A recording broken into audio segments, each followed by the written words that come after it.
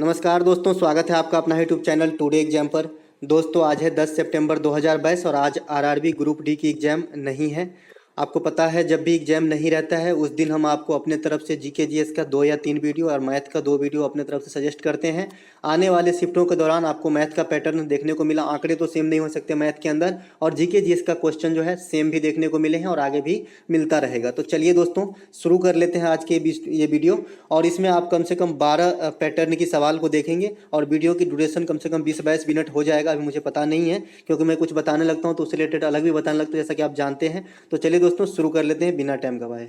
एक प्रश्न है यहाँ पे, 12 व्यक्ति किसी काम को 10 दिनों में कर सकता है। उसी काम को 8 दिनों में करने के लिए कितनी व्यक्तियों की आवश्यकता होगी। फार्मूला हमारा क्या है, M1 D1 H1 W2 बराबर M2 D2 H2 W1। मैंने W1 और W2 को इसलिए घुमाया, आपको वर्क को घुमाना है जब अलग अलग काम करवाएगा। जब इस प्रकार का प्रश्न पूछा जाएगा कि 10 आदमी 15 घंटे प्रतिदिन काम करके 5 घंटों में 24 जो है कुछ भी रसगुल्ले बना सकते हैं, तो 50 रसगुल्ले कितने, काम दुगना हो गया जी। वो 24 रसगुल्ला है वो 50 वाला, तो 50 वाला इस साइड लिखना है, 24 वाला इस साइड लिखना है, ठीक है। तो आपको काम को उलट देना है, ठीक है। ये मैं समझाना चाह रहा था। यहाँ पे खैर एक ही काम है, सेम काम की बात हो रही है, उसी काम को बोल रहा है, उसी काम को यहाँ पे देखिए लिखा भी है, ठीक है। तो इसमें ऐसा कुछ चेंजेस नहीं आएगा क्योंकि इसमें 2 ही सेलें भी है, M1 है और D1 है। तो इधर भी मैं M2 D2 लिख देता हूँ और कोई दिक्कत नहीं है, ठीक है। इसी में आप बैठा दीजिए, आपका आंसर निकल जाएगा। तो M1 12 है और जो D1 है ये 10 है। M2 मुझे पता नहीं है मैन पावर, तो मैं X लिख लेता हूँ।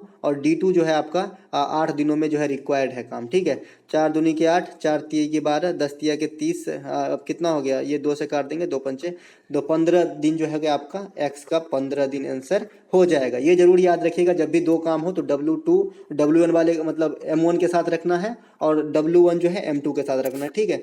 चलते हैं आगे। एक प्रश्न कुछ इस प्रकार का देखने को मिलता है, टाइम और नल और टंकी से कल भी मिला था, तो यहाँ पर मैंने रख लिया हूँ। इसमें कुछ लॉजिक भी छुपा है, आप खुद भी दिमाग लगा सकते हैं। किसी हौज को भरने में सामान्यतः 8 घंटा नॉर्मली लग रहा था, लेकिन तली में एक रिसाव है, एक छेद हो गया है और भरने में 2 घंटे अलग अलग से लग रहा है, मतलब ज़्यादा लग जा रहा है, 10 घंटे लग जा रहे हैं। यदि हौज पूरा भरा हो तो रिसाव द्वारा खाली करने में कितना समय लगेगा। ऐसे तो 8 घंटे में भर रहे थे एक सिंगल नल, लेकिन तली में एक रिसाव है, निगेटिव काम कर रहा है, पानी को बहाने का काम कर रहा है, तो इसके कारण जो है 10 घंटा लग गया भरने में। तो बोल रहा है कि रिसाव के कारण अकेले कितने समय में खाली हो जाएंगे पूरे नल, ठीक है। आप ठीक से सोचे तो ये वही चीज़ नहीं है कि 2 आदमी मिलकर किसी कार्य को 8 घंटे में कर रहा है और एक आदमी जो है काम बिगाड़ने का काम कर रहा है, ठीक है। तो एक आदमी का मुझे जो बिगाड़ने का काम कर रहा है उससे मुझे पता नहीं है, और दोनों मिलके जो है 10 दिनों में नहीं हो जाएगा। तो यही प्रश्न है। तो 2 आदमी यदि A और B मिलके काम करता है कुछ दिन में, तो क्या लिखते हैं, A गुने B, A का दिन गुने B का दिन बटा A का दिन प्लस B का दिन बराबर जो दोनों मिलके जितने दिन में करता है, यही लिखते हैं ना, A गुने B बटा A प्लस B 2 आदमी में, और 3 आदमी में हम LCM की विधि से चलते हैं, ठीक है। तो यहाँ 2 आदमी की बात हो रही है, एक नल है, एक रिसाव है और एक नल है, ठीक है। तो 8 घंटे में तो ऐसे भर रहा था, लेकिन रिसाव के कारण अब टोटल भराई का जो काम है ये 10 घंटे में हो रहा है, ठीक है। तो एक का तो है 8 घंटे पता है, इसकी इफिशियंसी के 8 में भर दे रहा है, ठीक है। लेकिन एक खाली करने वाला का मुझे पता नहीं है, तो X लिख लिया और 8 प्लस X लिख लिया। सब बहुत ईजी है, आराम से कीजिए, ठीक है, सब हो जाएगा। अब यहाँ पे 2 पचे की 10 कर सकते हैं, 2 चौके के 8 कर सकते हैं, ठीक है। 4x बराबर कितना हो गया, 5x प्लस 40। 4x बराबर क्या हो गया, 5x प्लस 40। तो x का वैल्यू क्या आ गया, x का वैल्यू आ गया आपका -40, क्योंकि बताइए इधर लाएंगे तो -x हो जाएगा, -x बराबर 40, तो x बराबर -40 होगा। -40 इसलिए है क्योंकि ये निगेटिव काम कर रहा है, काम माइनस में नहीं होता लेकिन ये निगेटिव काम कर रहा है, ठीक है। तो यहाँ पे -40, माइनस को मैंने नहीं करना है, 40 घंटे में जो है ये पूरा खाली कर देगा, ठीक है। चलते हैं आगे। अगर 2 आदमी मिलकर काम किया होता, दोनों पॉजिटिव काम किया होता, तो माइनस में कतई नहीं आता। कोई सा भी सवाल आप देख लीजिएगा, ठीक है। एक प्रश्न यहाँ पे आप और को टाइम ऑन वर्क में आपको देखने को मिलता है कि A और B मिलकर किसी काम को 15 दिनों में, और A की तुलना इफिशियंसी में चेंजेस रहते हैं, और तब बोलता है कि उसी कार्य को करने में एक पार्टिकुलर आदमी कितना समय लेगा। तो इसको बनाने के लिए सबसे पहले आप ऐसे लिख ले जितना आदमी रहता है, ठीक है। यहाँ पे 2 आदमी है, मैं दोनों का लिख लिया। A और B को कार्य को मिलकर जो है 15 दिनों में पूरा कर ले रहा है, ठीक है। अब इफिशियंसी की बात करें तो B की तुलना में ये 50% अधिक कुशल है। अगर B 1 काम करता है ना, तो A जो है 1.5 काम करता है, ठीक है। और बोल रहा है देर काम करता है, तो ए को कार्य करने में अकेले और किसी का दिन दिया नहीं गया है, तो इसको कितना समय लगेगा? बी को अगर एक समय लगेगा, सॉरी ए को एक समय लगेगा और बी को जो है 1.5 समय लगेगा। क्यों? क्योंकि काम का उल्टा जो है समय होता है। और 2 आदमी में आप सीधे सीधे उलट देते हैं, लेकिन 3 आदमी में सीधे सीधे नहीं उलटेगा, फिर बट्टा में लिखना पड़ेगा। ठीक है, जैसे यहाँ पे एक आदमी और होता है, यहाँ पे 4 भी होता है किसी का, तो एक 3/2 है, तो 1/3/2 मतलब 2/3 लिखते, फिर 1 लिखते, फिर 1/4 लिखते, इसका एलसीएम लेके फिर गुना करते, और तब जो आता वो आपका होता काम का। लेकिन यहाँ पे 2 ही आदमी है, तो 2 आदमी में आप सीधे पलट सकते हैं। ठीक है, एक एक बात समझिए।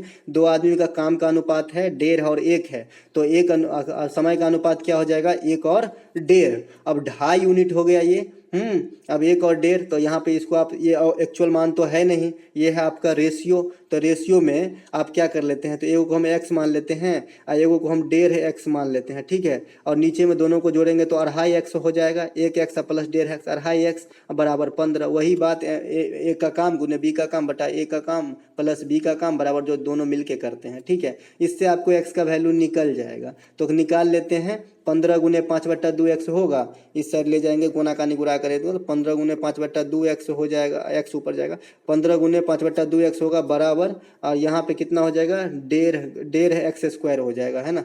3/2x² हो जाएगा, है ना। 1.5x² मैं लिख लिया, है ना। अब यहाँ पे 2 से 2 तो कट गया, और एक x से x भी कट गया, तो 3x बराबर 15 गुने 5 हुआ, तो 3 से काट लिए, 3×5 = 15, तो x का वैल्यू 25 आ गया। अब x का वैल्यू 25 आ गया, तो ये करेगा 25 दिन में, और इसका 1.5 गुना मतलब 37.5 दिनों में ये करेगा। कौन? ये वाला आदमी। कौन आदमी? ये कौन बोलता है? बी। तो किसका पूछ रहा है आपको?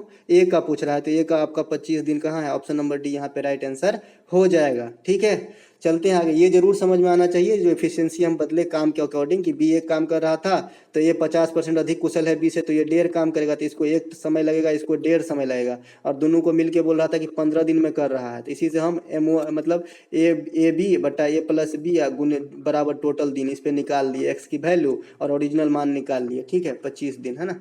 चलते हैं आगे। एक प्रश्न आपको इस प्रकार से पार्टनरशिप को भी देखने को मिलता है और बांटने वाला भी मिलकर अलजेब्रा कैलकुलेटिव करता जा रहा है। आपको ध्यान देना है, कैलकुलेशन पे जरूर फोकस करना है, और घर पे प्रैक्टिस आपको जरूर करना है दोस्तों, क्योंकि मेरा ये विचार है कि आपको जो है पास होना है, तो आपको जो जितने दिन एग्जाम के बच गए हैं आप अच्छे से पढ़ाई कीजिए। एक प्रैक्टिस सेट कम से कम रोजाना अटेंड कीजिए। साथ ही साथ हमारा वीडियो आप बाद में भी देख सकते हैं, कोई दिक्कत नहीं है।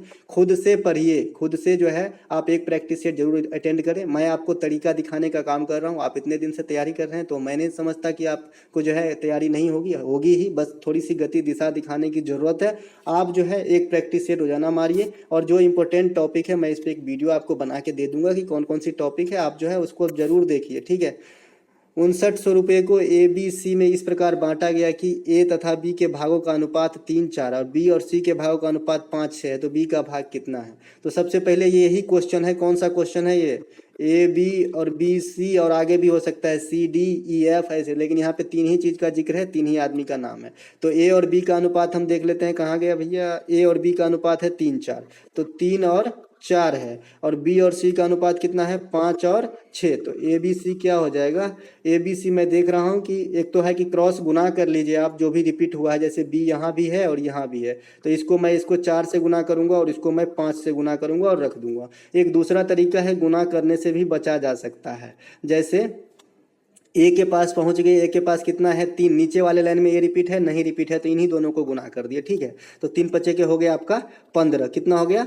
15। अब हम बी के पास पहुंचे, बी के नीचे वाले में रिपीट है, जी रिपीट है, यहाँ दिख रहा है बी, तो इसके मान पे आगे 5 चौका 20, और सी के पास पहुंच गए लास्ट में। ठीक है, 6 चौका 24। आप करके देखिएगा, गुना करके जी इतना ही आएगा, 15, 20, 24, और 15, 20, 24 मैंने ये टोटल यूनिट का वैल्यू 5900 रुपया है। ठीक है, तो जोड़ लेते हैं, 15, 20 और 15 35, और 20 कितना? 55, और 4 59, तो 59 यूनिट का वैल्यू दे रखा है आपको 5900 रुपया। तो 1 यूनिट की वैल्यू 100 रुपया हो गए, है ना। तो किसका पूछ रहा है? तो बी का भाग कितना है? बी का कितना आया है? 20 यूनिट, तो 2000 रुपया कहाँ है? ऑप्शन नंबर बी जो है आपका बी का भाग हो जाएगा। आई होप आपको समझ में आया होगा। चलते हैं आगे। एक प्रश्न आपको एग्जाम में इस प्रकार का गूगली देखने को मिल जाएगा और हम लोग इसे बनाने लगते हैं। जैसे ही बनाने लगे वैसे ही हम फंस गए, क्योंकि कोई सा निष्कर्ष नहीं निकलेगा, लास्ट तक घूमते रह जाएंगे। ठीक है, तो ऐसे प्रश्न को बनाने के लिए हमें एग्जाम्स के अंदर क्या करना चाहिए, पहले तो हमको फुलफिल कराना चाहिए मान की। कोई मान रखने से फुलफिल होता है क्या? हाँ, एक कंडीशन में आप नहीं करा सकते, जब ऐसा लिख देगा कि भाई x not equal to zero, y not equal to zero, और कुछ भी लिख सकता है, मतलब रिस्ट्रिक्शन डाल देगा, तब तो आप बाध्य हैं कि भाई आपको सॉल्व ही करना पड़ेगा। लेकिन जब तक ये लिखा नहीं है तब तक आप आज़ाद हो कि मान रख के अगर मिल जा रहा है तो सारा कैलकुलेशन बच जाएगा। यहाँ पे मैं देख रहा हूँ कि हर जगह अगर एक एक मान रख दिया जाए, यानी x बराबर 1 और y बराबर 1 अगर मान ले तो हमारा काम हो जाएगा, 4 आ जाएगा। इसीलिए 1 का स्क्वायर प्लस 1 का स्क्वायर 2 ही आंसर होगा। आप देख लीजिए, 1 का स्क्वायर करेंगे, 1 का स्क्वायर करेंगे, 1/1 का स्क्वायर करेंगे, 1/1 का स्क्वायर करेंगे, सबको जोड़ेंगे तो 4 हो जाएगा। 1 1 2 1 3 1 4, तो हमारा एक एक मान है x और y का। यहाँ भी हम 1 का स्क्वायर प्लस 1 का स्क्वायर, 1 का कितना भी करोड़ पावर रहने तो एक ही होता है, तो यहाँ भी 2 आंसर हो जाएगा। ऑप्शन नंबर ए हमारा राइट आंसर है। हमें यही बताना चाह रहे थे कि कुछ गूगली भी होता है जो आपको देखते ही टिक करना आना चाहिए। अब ये भी गूगली ही है, लेकिन वहां जाके हम लोग फंस जाते हैं। ठीक है, अब देखिए यहाँ पे बोला जा रहा है, एक तो मैं ये बताया हूँ आपको कि एक बट्टा में रहता है 3/4, 6/7 मान लो। बोलता है कि इसमें सबसे छोटा या सबसे बड़ा कौन है, तो आपको मैंने सिखाया है कि क्रॉस गुना कीजिए। तो यहाँ पे क्रॉस गुना करेंगे, पहले वाले को कर रहे हैं ना, अभी यहाँ नहीं कि यहाँ रख दें, पहले वाले को कर रहे हैं तो यहाँ पे 4 आया, दूसरे वाले को कर रहे हैं तो 6 आया, है ना। अब इधर करिए 7 या 21 आया, इधर करिए 6 चौका 24 आया। ठीक है, इस सब में जो है सबसे बड़ा कौन है, सबसे बड़ा कौन है आपका 24 वाला, तो 6/7 जो है ना, ये सब में सबसे बड़ा होगा, ध्यान रखिएगा। ठीक है, चलते हैं आगे। चलते हैं आगे।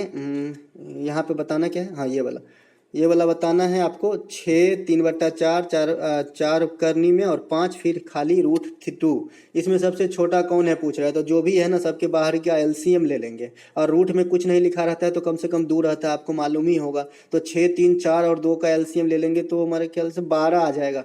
12 आ जाएगा तो 12 को पहले वाले से भाग देंगे इस 6 से, तो 2 आएगा, तो हम 12 का स्क्वायर लिखेंगे। अब इसको मैं भूल गया, मेरे पास ओरिजिनल डाटा ये आया है। और 3 से 12 में भाग देंगे तो 3 चौका 12 होता है, मतलब 4 के पावर 4 हो जाएगा ये। 4 से 12 में भाग देंगे तो 3 आएगा, तो ये 5 का क्यू हो जाएगा। और 12 में हम अगर 2 से भाग देंगे तो 6 आ जाएगा। अब आप आराम से फाइंड कर सकते हैं, 144 हो गया, ये 4 चौका 16 चौका 64 चौका 256 होता है, 125 हो गया। और 3 को 6 बार गुना करेंगे तो कितना हो जाएगा, 3 को 2 बार गुना करेंगे तो 9, मतलब 9 का क्यू है, 9 81 9 729 हो जाएगा। ठीक है, तो ये आपका आंसर हो गया। जो √3 है ना, इन सबों में सबसे बड़ा है। आपसे यहाँ पे सबसे छोटा पूछा गया है, माफ कीजिएगा, इसमें सबसे छोटा पूछा गया, सबसे बड़ा आपका √3 है, सबसे छोटा आपका जो है ये 5 वाला जो आया था, कितने नंबर, 3 नंबर पे। तो 4 घातांक में, मतलब करनी में 4 और 5 कहाँ है, ये आपका जो है आंसर हो जाएगा सबसे छोटा, सबसे बड़ा √3 है। आई होप आपको समझ में आ गया होगा। सबका एलसीएम लेना है और सबको एलसीएम से इसी से फिर भाग देना है, और जो मान आए इसके टोपी पे रखना है। जैसे 6 से भाग दिए थे 12 में एलसीएम में, तो 12 के टोपी पे हम 2 रखे थे। फिर 12 में 3 से भाग दिए थे, 4 आया था, 4 के माथे पे 4 रखे थे। तो इस प्रकार देख लिए थे कि कौन छोटा और कौन बड़ा है। बहुत ईजी है और छोटा आंकड़ा ही इसमें दिया रहता है। ठीक है, एक प्रश्न यहाँ पे आपको इस प्रकार के देखने को मिल जाएगा, ये भी गूगली है। जब तक आपको रिस्ट्रिक्शन न दे कि भाई x not equal to 0, y not equal to 0, x कुछ भी लिख सकता है, x नॉट इजक्वल टू -1, ये रिस्ट्रिक्शन सब जो है ये अलग से लिखा रहता है क्वेश्चन में। अगर इसको रिस्ट्रिक्शन देना हो तो ये सीजीएल वगैरह के मैथ में होती है, लेकिन यहाँ पे आपको जो है छोटे मोटे एग्जाम में इस प्रकार की रिस्ट्रिक्शन वाली प्रश्न बहुत कम देखने को मिला है, रेयरली। तो यहाँ पे भी आप आज़ाद हैं, किसी को भी एक आध को जो है अपने हिसाब से बैलेंस करने के लिए, 0 मानने के लिए। ठीक है, तो यहाँ मैं देख रहा हूँ 1 का मान 1 और b का मान भी 1 रख दे तो हमारा संतुष्ट हो जाएगा समीकरण। वैसे -1 रखने से भी हो जाएगा, लेकिन दिक्कतों का सामना मैं क्या करूं कि जब भाई एक ही से हो रहा है ना, नहीं होगा 1 से तो फिर -1 से देखूंगा, क्योंकि दोनों समीकरण फुलफिल करवाना है। ठीक है, तो यहाँ पे a का मान मैंने 1 रख लिया और b का मान भी मैंने 1 रख लिया, तो हमारा एक समीकरण फुलफिल हो जाता है। 1 का स्क्वायर प्लस 1 का स्क्वायर बराबर 2। ठीक है, अब c square plus d square बराबर 1 है। मैं इन दोनों में से किसी को भी 0 मानने के लिए स्वतंत्र हूँ, क्योंकि रिस्ट्रिक्शन में कुछ लिखा नहीं है आगे। तो मैं मान लेता हूँ कि भाई d स्क्वायर बराबर 0 है ना, तो c बराबर 1 लिखना पड़ेगा अपने को और d बराबर 0। अब यही मान इसमें आपको पुट कर देना है, आपको आंसर दिख जाएगा। AD आपने 0 माना है तो ये तो 0 हो गया, है ना। फिर -BC, BC माइनस BC माना है ना। तो माइनस बी सी, बी कहाँ गया, बी कितने माने हैं, एक माने हैं, और सी कितने, एक, एक का माइनस एक हो जाएगा, माइनस एक का स्क्वायर कितना होगा, एक ही होगा, है ना, एक हो गया, इतना तक का काम हमारा एक हो गया, प्लस ए सी, और सी को माने है कितना, एक, और एक को भी माने है एक, तो एक हो जाएगा, और प्लस बी डी, डी से गुना करेंगे किसी संख्या को तो जीरो, तो ये भी एक का स्क्वायर एक के होगा, तो ये आंसर होगा इसका भी। ऑप्शन नंबर डी यहाँ पे राइट आंसर है। अगर आप चाहते थे कि हम सी को जीरो मान ले, फिर भी इतना ही आंसर आएगा जी, और डी को फिर एक मानना पड़ेगा आपको, है ना, तो देख लीजिए डी को एक मानना पड़ेगा, मैं काट देता हूँ, फिर से देखिए, एक एक माने, बी को एक माने, अब डी को मान लिया, सी को अब जीरो किए, ठीक है, तो यहाँ देखिए सी को हम जीरो कर लिए तो डी को एक हो गया, तो ए और बी का, तो ए और डी, तो डी को एक माने हैं तो एक हुआ, एक का स्क्वायर एक ही हो जाएगा, क्योंकि सी से गुना करोगे तो ये जीरो हो जाएगा ना, बी सी, तो फिर भी एक ही आया, और प्लस इसको भी देखिए, डी को तो आप जीरो मान लिए हैं, जी को जीरो मानते, ये जीरो हो जाएगा, तो ये एक होगा, एक का स्क्वायर फिर से एक होगा, तो फिर से ये आंसर होगा। तो एकदम गूगली दिया रहता है, और हम लोग इसे बनाने के चक्कर में ना अपना पूरा समय बर्बाद करते हैं, और लास्ट में गलत ही होता है, ठीक है। एक प्रश्न आपको इस प्रकार से देखने को मिलेगा, एक पुल की लंबाई 100 मीटर है, रेलवे से तो सब दिन प्रश्न आ रहा है, लेकिन कल नहीं पूछा गया था, ध्यान रहे, नहीं पूछा गया था, इसका मतलब ये नहीं है कि आप रेल वाली प्रश्न बनाना छोड़ देंगे, नहीं, कभी नहीं छोड़ना है, जितने भी टॉपिक से प्रश्न आए हैं सबको देखना, और क्या पूछा जा रहा है, बस सूत्र बेस्ड और कुछ नहीं। 100 मीटर है, 90 किलोमीटर प्रति घंटा की चलने वाली ट्रेन को 12 सेकेंड में पार कर लेती है, तो ट्रेन की लंबाई क्या है।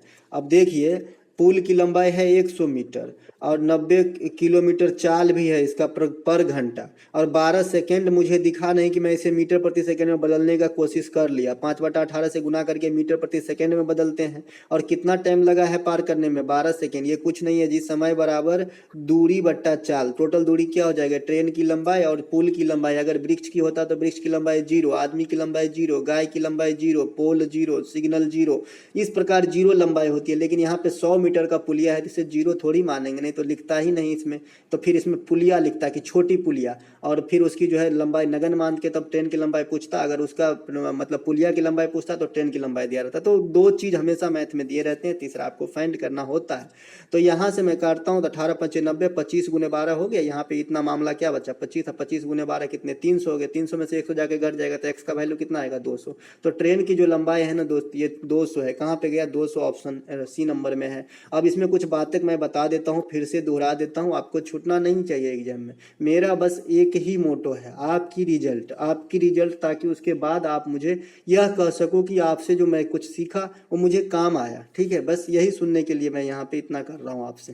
तो अगर दोनों ट्रेन एक ही दिशा में चलता है, या फिर कोई एक ट्रेन जाती है और इसके साथ कोई एक ऑब्जेक्ट, जैसे मैं ही चलता हूँ, या फिर कोई साइकिल सवार है, कोई कार है, कुछ भी है, तो अगर एक ही दिशा में दो ऑब्जेक्ट चले तो ट्रेन की एक जो बड़का चाल रहेगा, यानी ट्रेन ही की चाल हमेशा बड़का होगा, कोई ऑब्जेक्ट होगा तो, या फिर दो ट्रेन होगा तो कोई भी ट्रेन का एक बड़ा चाल हो सकता है, तो बड़ा चाल में से छोटा चाल घटा देंगे, ये आपका सापेक्षिक चाल होता है। जब ऑब्जेक्ट विपरीत दिशा में चलने लगे, मतलब ट्रेन इधर जा रही है और ऑब्जेक्ट इधर से आ रही है, तो दोनों के जोड़ दीजिएगा, आप खुद ही ये रियलाइज किए होंगे, एक ट्रेन में आप बैठे रहिए, सामने से ट्रेन आती है, जैसे लगता है ट्रेन कितना फास्ट हो गया, आपका ट्रेन फास्ट नहीं होता है, दोनों चाल जो है ऐड हो जाती, ठीक है। तो ये हो गया। उसके बाद मीटर प्रति सेकेंड में है, और उसको जो है किलोमीटर में बदलना है, तो 18/5 से गुना कर दीजिएगा, और किलोमीटर में दिया है, और ये मुझे कब समझ में आएगा कि मैं क्या करूं, तो समय आपको दिख जाएगा भाई किस में दिया है, किस चीज की बात कर रहा है, मीटर सेकेंड की, तो बदलना पड़ेगा ना, तो किलोमीटर को 5/18 से गुना करेंगे तो आपको मीटर प्रति सेकेंड में बदल जाएगा। और इवर ग्रीन फार्मूला जो है, समय बराबर दूरी बट्टा चाल, ये आपको याद रखना है, इसी पे बैठा देना। आप जरूरी नहीं कि समय बराबर दूरी बट्टा चाल ही फार्मूला होता है, यहाँ से कई फार्मूला क्रिएट हो सकते हैं, समय बराबर दूरी बट्टा चाल, और पूरे मैथ के अलजेब्रा, चाहे कोई भी था टॉपिक, ये जब दो भी बराबर बीच में आ जाता है तो क्रॉस मल्टीप्लिकेशन वाली कहानी पे चलती है जी। तो यहाँ से दूरी गुने 1 करेंगे तो दूरी बराबर समय गुने चाल भी हो जाएगा, चाल बराबर दूरी बट्टा समय भी हो जाएगा। तो ये फार्मूला कई क्रिएट हो सकते हैं, लेकिन आप ये की याद जरूर रखेंगे, ठीक है। एक प्रश्न ये रहता है कि कोई आदमी एक चाल से जाता है तो कुछ लेट, कुछ चाल से जाता है तो पहले, तो दूरी पूछा जाता है, ठीक है, और उस दूरी से आपको समय भी पूछा जा सकता है एक्चुअल। तो यहाँ पे मैं बात कर लेता हूँ, यदि मैं 5 किलोमीटर प्रति घंटा की गति से चलता हूँ तो मेरी रेलगाड़ी 7 मिनट पहले छूट जाती है। अब रेलगाड़ी से इसमें कोई वास्ता नहीं है, स्कूल भी हो सकता है, घर हो सकता है, कहीं भी हो सकता है, ये रेलगाड़ी की बात कर रहे हैं, मतलब स्टेशन जाता होगा तो छूट जाता, ठीक ना।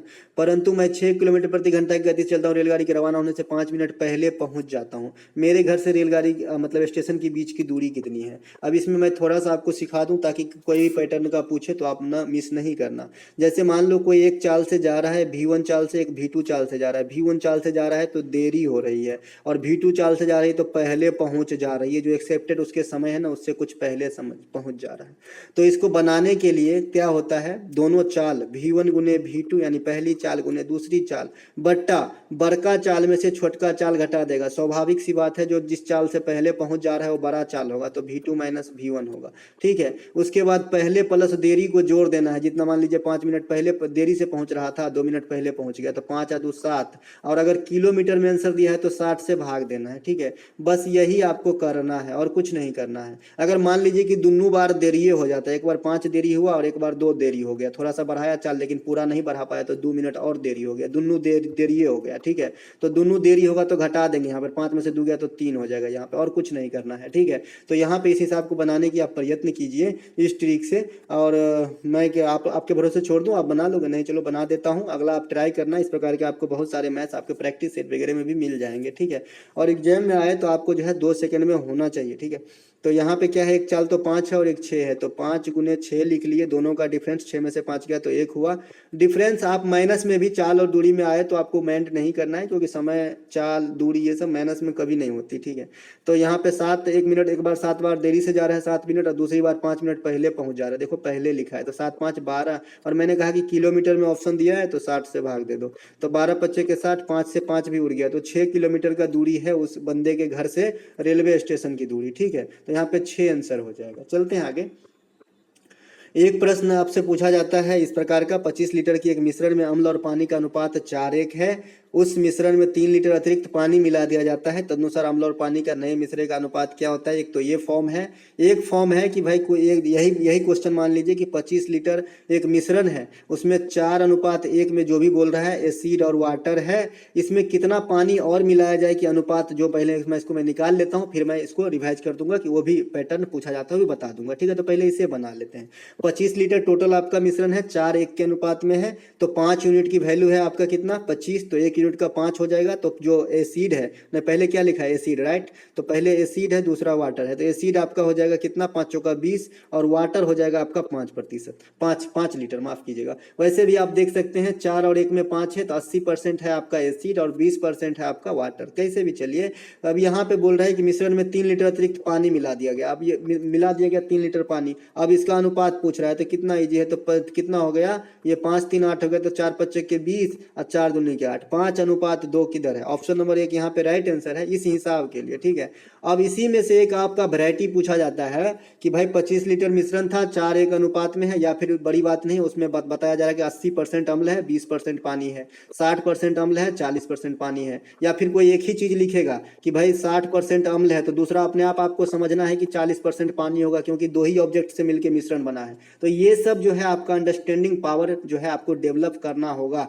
ठीक है, तो ये सब इस प्रकार के प्रश्न एक पूछे जाएंगे। मान लीजिए यही प्रश्न है और यहाँ से मैं यहाँ मिटा दूं, तो बोल रहा है कि 25 लीटर एक मिश्रण में अम्ल और पानी मतलब एसिड और वाटर जो है 4:1 अनुपात में है, तो ये 80% हो जाएगा और ये 20% हो जाएगा। ठीक है, उसके बाद बोल रहा है, या फिर 4 लिख लीजिए, 1 लिख लीजिए, जैसा लिखा है वैसे। ठीक है, पानी मिला दिया जाता है, और यहाँ पे मैं बोल रहा हूँ कि जो नया पैटर्न आपको देखने को मिलेगा, कितना पानी मिलाया जाए, कितना पानी मिलाया जाए, कितना पानी मिलाया जाए, कि मिश्रण में अभी आप देख रहे हैं कि 80% था, तो पानी की मात्रा 50% हो जाए। ऐसा भी क्वेश्चन आ सकता है कि पानी का मात्रा जो है मिश्रण में 50%, तो 50% एसिड में भी हो जाए, और क्या मिलाया जाए, तो पानी मिलाया जाए। तो मैं इसमें पानी मिलाऊंगा, जिसको मिलाऊंगा ना, ये 50% होना है और ये भी 50% होना है। पहले कितना 80% था और 20% था। ठीक है, अब जब 50% अम्ल रिक्वायर्ड है तो स्वाभाविक सी बात है 50% पानी अपने आप हो जाएगा। और मिलाने की बात किसे कहा जा रहा है, मैं मौखिक रूप से बोल रहा हूँ, तो आप कंफ्यूज मत कीजिएगा।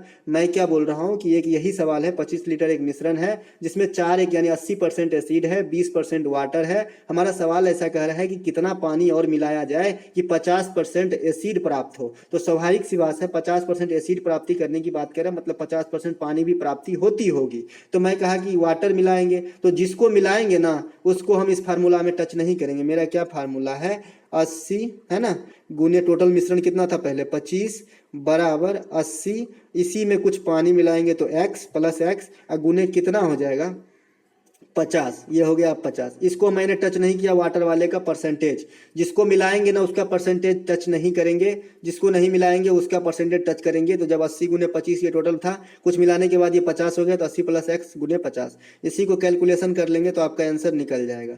8 पचे के 40 में से जो 8 पचे 40 और इधर 80 है, क्योंकि यहाँ पे जो है हिसाब आंकड़े एग्जैक्ट नहीं है, इसीलिए यहाँ पे माइनस में आ रहा है। आपको एग्जैक्ट मैं तरीका बताया हूँ, आप समझ गए होंगे आई होप, कि भाई जब भी मिलाने की बात कहे तो जिसको मिला रहे हैं उसकी परसेंटेज नहीं छूना है आपको, ठीक है। वैसे ये सवाल मैं पहले ही बता चुका था आपको। चलते हैं आगे।